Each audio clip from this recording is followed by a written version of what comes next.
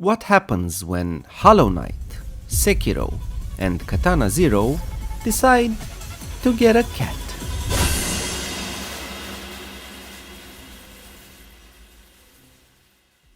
What's up guys, the Balkan Gamer here, and today I wanna shine a spotlight on this absolutely gorgeous indie title that, if you haven't played already, that's something you should fix as soon as possible. Now, for all you Hollow Knight fans out there, 9 Souls is a reason for you to wipe away your tears, at least for a while, as I'm pretty sure when Silksong does eventually come out, you can safely use the meme, "We got Silksong before GTA 6. Hopefully. Now this indie title is one of the best punishing Metroidvanias I've ever played. The game does have its flaws, which I'll get to later on in this video, but overall it's a fantastic experience that's definitely worth your time. And if you enjoy the content and want to support this new channel, please leave a like to the video and subscribe. Now, before we get into the actual game, I want to point out the developer of this gem, Red Candle Studios. 9 Souls was made by 12 people from an independent studio based in Taiwan. They released 2 titles prior to this one, Detention, a 1960s psychological horror, and Devotion, a spiritual sequel set 20 years later. If you haven't been living under a rock for the past 30 years in the gaming space, you would be safe to assume a game that includes the word Souls in its title is not quite a walk in the park. Although the spelling is different, as these particular souls represent the leaders of the Tayanda Council, the governing force of New Kunlun, the place where the game is set. Each of these souls embody a particular council tenet, and they are as follows: legacy, equality, integrity, loyalty, discipline, innovation, selflessness, benevolence, knowledge, and insight. Now, I'm not gonna spoil the story for you, as I found it quite fascinating and I don't want to rob you of that experience. However, I will talk about the cleverness of the title of this game. If you're good at math or at paying attention, you noticed I listed 10 souls earlier. You being one of those souls, the title of this game is pure perfection. A Souls-like Metroidvania where you play as a cat and you'll die over and over again is called 9 Souls. Of course.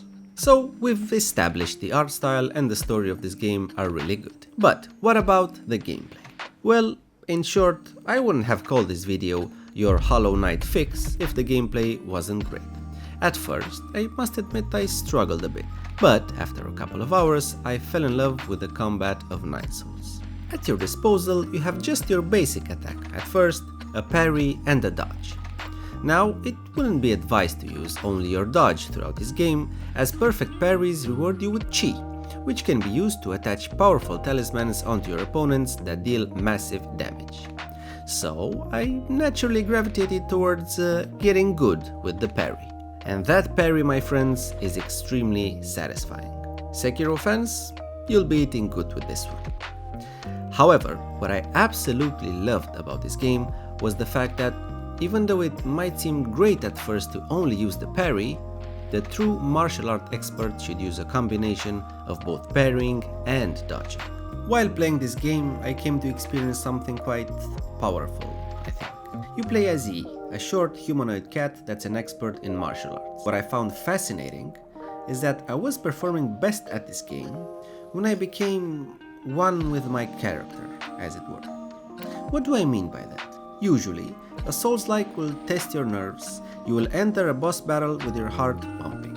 The closer you get their health bar to 0, the higher your heart rate becomes. But in 9 Souls, when that happened to me, I would be at my worst.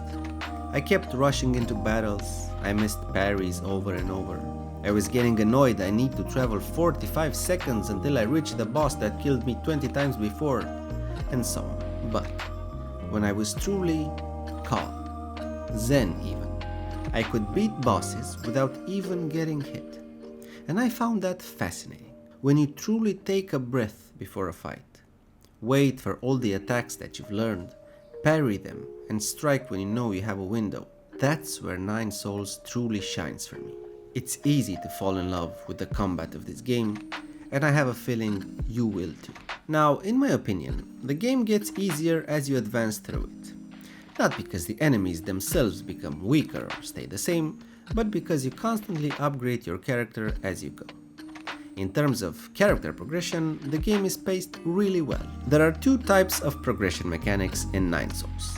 One skill tree that I didn't find enticing at all, in which you simply get skill points by defeating enemies, and a way more meaningful progression system where you find different items in the world that are used to increase your health bar and the number of times you can use your healing item. For these upgrades, you will need your usual souls, which in this game are called simply experience. I guess they used all their naming creativity in the title.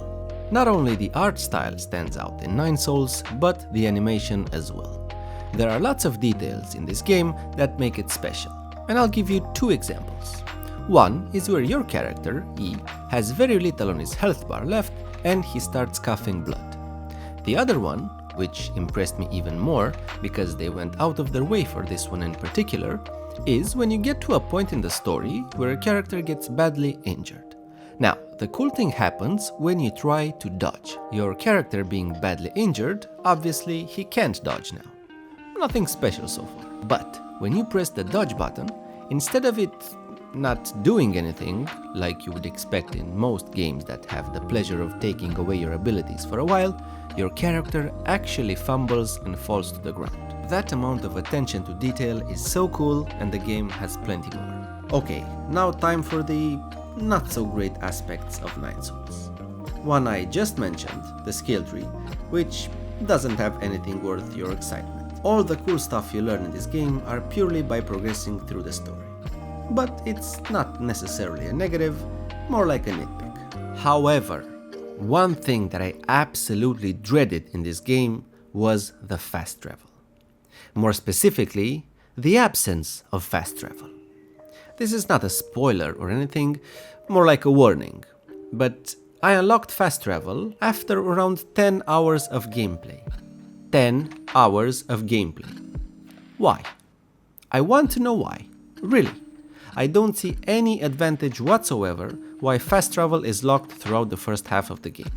Especially when you consider the fact that the game never tells you specifically where to go next. You don't even have a point of reference, an objective marker hidden behind a fogged out map. You do have a map, but you have no idea where to go next. And if you do check your map, as you know if you've played any Metroidvania, you will have a lot of locations that you can't access yet. But the game never tells you which spots become available after, for instance, you get a jump dash ability. So I don't mind if you want to be somewhat obtuse and let the player figure out the way to go next to the story beat, but at least give us fast travel from the get-go. I can't think of an advantage whatsoever for you not having fast travel from the get-go.